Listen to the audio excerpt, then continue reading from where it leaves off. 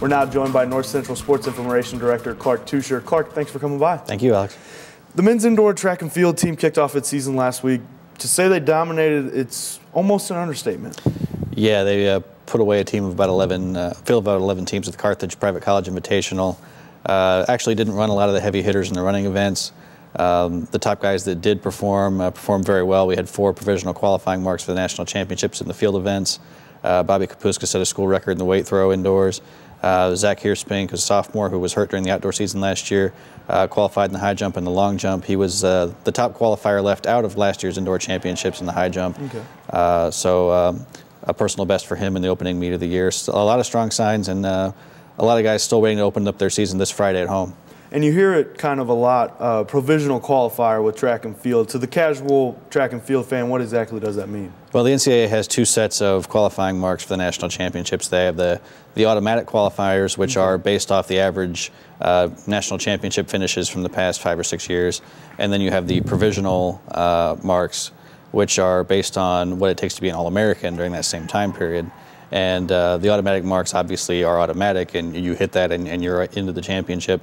The provisional, it's dependent on the size of the field. If there's enough people who have a qualifying mark better than you, you can get bumped out, but it could be enough to get you in. So it's certainly not a guarantee for anybody right now, but definitely a strong sign for the first meet of the season. All right, so kind of a sit and wait. With the success of, the cross-country squad, a lot of these distance runners, some of the shorter guys, the sprinters, the 400 meters, the 800 meter guys, don't really necessarily get as much pub, but a lot of the sprinters in Kenosha did pretty well too.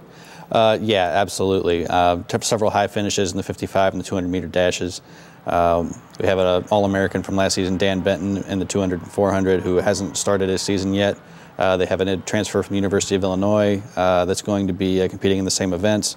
That's got marks comparable to what Dan did last season. Those guys have had a lot of success of their own last year and are ready to get back at it this year. For sure, and you kind of talked about it a little bit, both track squads in the Cardinal opener next Friday. As far as competition-wise, what can some Cardinal fans expect to see, and with the women's squad that we haven't really seen yet this year? Well, the women's team has a very strong all-around squad. They graduated, some top performers from last year. They've got some top performers back in the high jump and long jump. The pole vault is always a strong event for us. The distance events look to be strong this season, and the sprinters have a lot of depth. Maybe not the top national performers, but certainly a lot of strong athletes there. I think you're going to see some motivated athletes starting the season at home in front of their friends and family and things like that. It's definitely a good facility to compete in. It's a fast track and a good field event venue. So I think you're going to see a lot of strong performances out of the Cardinals on Friday. Strength in numbers, it should be fun. The wrestlers currently sit at number 27 in the national poll.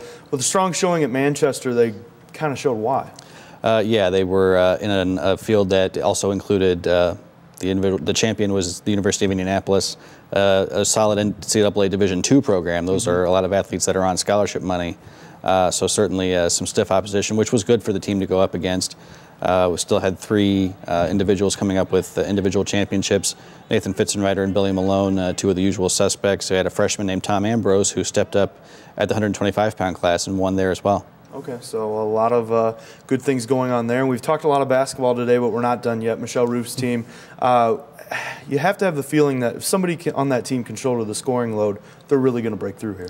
That's the one area where they're really kind of struggling to find that go-to option at the end of the game. It's been different people at different times, but you really would like to have, that one, big-time option that you can go to and you can get a bucket when you need it. They've kind of done it by committee so far, and we'll see if in the last 10 games of the season if somebody can step up and start doing it on a regular basis. Yeah, Jenny Swanson was the one that did it at that overtime thriller in North Park. They dropped a tough one at home to Milliken. Yeah, Milliken's got a tough squad. They've been good for several years. They put together a bit of a run in the second half to try and get back into it. We're never able to really threaten the lead. Got another tough contest at Carthage on Tuesday night before they travel to Augustana on Saturday against a team that they split with last year. Well, it's going to be interesting, Clark. So we appreciate you stopping by. Thank you. Well, we're out of time for this week's Cardinal Report, but we hope to see you next week when members of the men's track and field team stop by the studio to recap the Cardinal opener. I'm Alex Simmons. We hope to see you then.